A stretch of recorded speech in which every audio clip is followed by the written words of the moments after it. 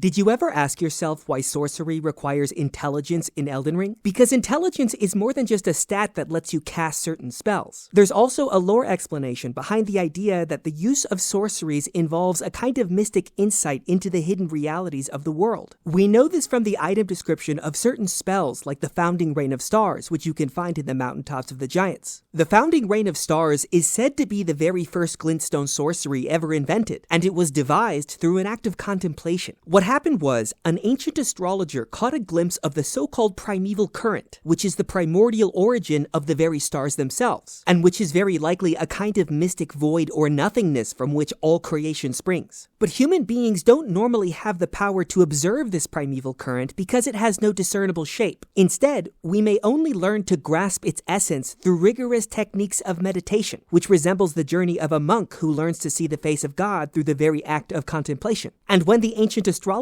first made this journey through his meditations and caught a glimpse of the primeval current, something incredible happened. The very thing that he saw in his mind's eye as he contemplated the primeval current suddenly became real. It assumed a physical shape and it manifested directly before him as a magical sorcery. A nebulous cloud of glintstone formed in the sky, and the very stars began to pour from this cloud in a kind of torrential rain. And so it was that the first sorcery was invented through a single act of a single astrologer's intellect. But the reason that I'm summarizing this story about the origin of the first sorcery is because it can actually tell us a lot about how sorcery works more generally. And to be more precise, it tells us why the use of sorcery requires intelligence. This is because sorcerers literally cast their spells through an act of mystic insight. They must use their intellect to grasp the essence of an object of occult power, and then the thing that they grasp in their thought becomes physically manifest as a spell. But pulling off this act of contemplation correctly also requires a profound mental discipline, which resembles the discipline possessed by a Buddhist monk who achieves nirvana through meditation. And it seems as though the most powerful spells like Comet Azure or Founding Rain of Stars require the sorcerer to contemplate the most powerful occult object, which of course is the primeval current. But there's also a variety of other occult objects that sorcerers can contemplate in order to cast their spells. And to illustrate this idea with just one example, consider the full moon sorceries, which allow you to manifest a literal moon into the physical world. These sorceries were invented by Rennala and Ranni after they went on some kind of mystic journey in which they communed with the two moons of the night sky in the lands between. And it was through this journey of communion that they learned to grasp the essence of the moon. And it was this very grasp of the moon's essence that gave them the power to devise the full moon sorceries, which work in exactly the same way as the Founding Rain of Stars. Which is to say, the sorcerer contemplates the moon, and then the thing that they behold becomes manifest as a spell. And so my own speculation is that every sorcery works this way. They all require you to contemplate some kind of mystical object. And all of these mystic objects are easier or harder to grasp with the human mind, and their level of difficulty correlates with the level of intelligence that is required to use their associated sorceries.